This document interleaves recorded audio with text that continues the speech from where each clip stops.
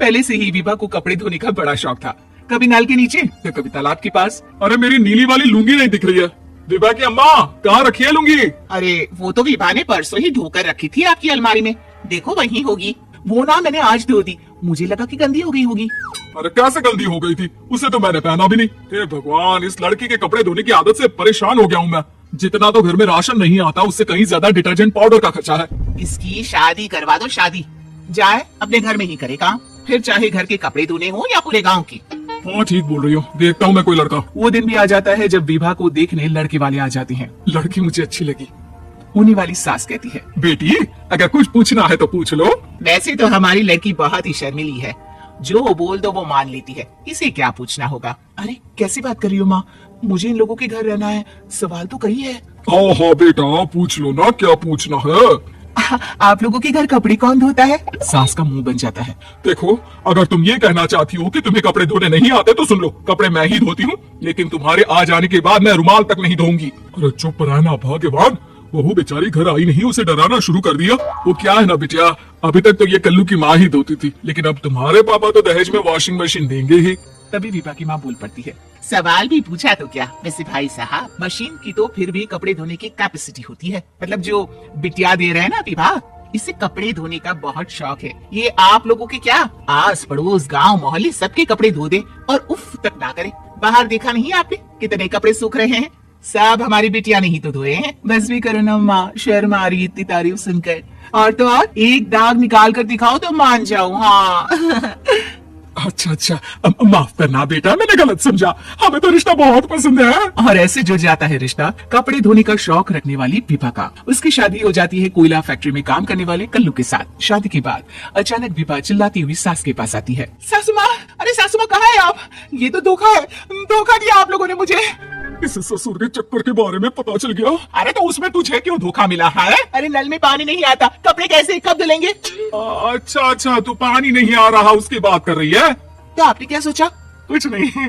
अच्छा हाँ, तेरी माँ ने कहा था कि कपड़े धोने का शौक है, तुझे याद आया मुझे। शौक शौक बोलकर कपड़े धोने वाले मेरे जुनून को कम ना के सासू माँ, कपड़ा धोना मेरा गुरूर है।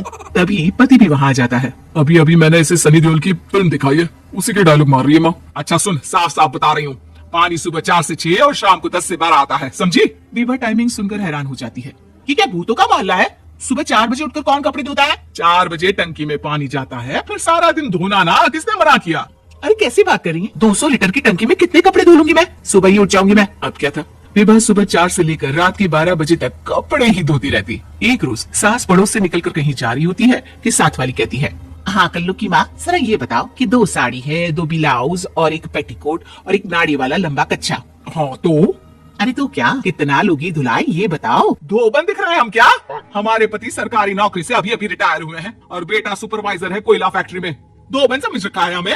हाय रे कल्लू की अम्मा, माफ कर दो, वो तो मोहल्ले में यही सब बता रहे थे कि तुमने बहू को कपड़ा धुलवाने के काम में लगा दिया है। सास को पड़ोसन की बात सुनकर गुस्सा आ जाता है। वो घर पहुंचती है जहाँ घर के बाहर ही इतने सारे कपड़े सूख रहे होते हैं जितने की किसी धोबन के घर पर। अरे ओ कल्लू की दुल्हन, बाहर निकल।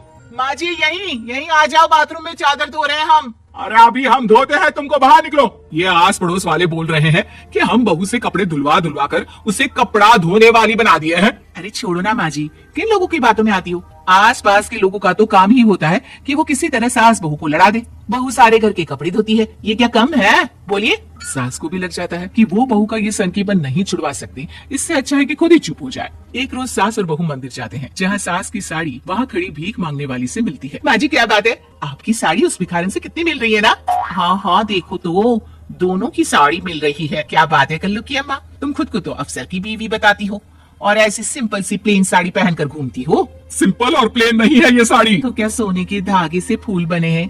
कुछ भी सासू माँ, कुछ भी। हाँ बने थे इस साड़ी में सोने के धागे से फूल। मेरे पति लेकर आए थे मद्रास से स्पेशली मेरे लिए 10,000 की। भाई साहब इस भिखारन के लिए भी सेम टू सेम साड़ी लेकर आए होंगे 10,000 की। सास उस वक्त तो कुछ नहीं कहती, लेकिन बहू के साथ घर आती है और अलमारी से एल्बम निकाल कर लाती है। ये साड़ी देख रही है, ये वही साड़ी है जिसे मैंने अभी पहना था। इस साड़ी में ये जो चमकदार फूल दिख रहे हैं ना, ये सोने के धागों से काटे गए हैं।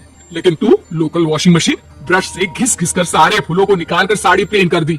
मुझे माफ कर दीजिए सासू माँ। और तो और, जब मैंने तुझे तेरी गलती के लिए कुछ नहीं कहा, लेकिन तूने तो सबके सामने मेरा मजाक ही बना दिया। क्यों? बहू को समझ में आ जाता है कि अब से उसका कपड़े धोना बंद।